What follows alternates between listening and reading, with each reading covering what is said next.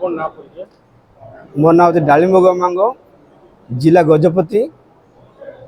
आरुदिगिरी block अधीनस्थ छेलागढ़ ग्राम पंचायत सरपंच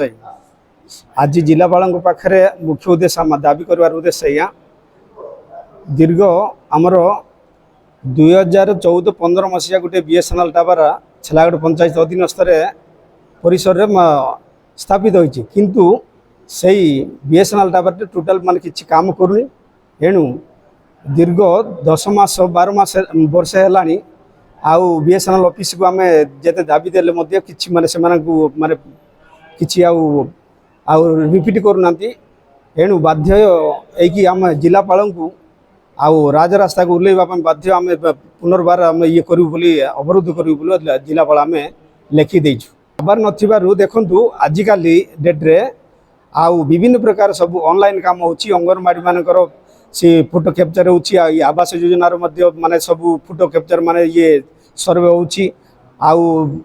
एमजीएनआरजी मध्य सब कांद्री माने ये ऑनलाइन काम सब होची आउ गर्भवती जे कोनसी जदि प्रसूति माने मेडिकल नेबा पे मध्य जरूर कालीन जदि आमे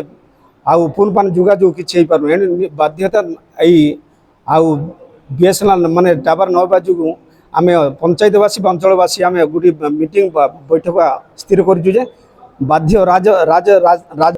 आमे एई 10 दिन भीतर 10-12 दिन जदि जदि ठीक नउची जदि मरामती कर न करंती ताले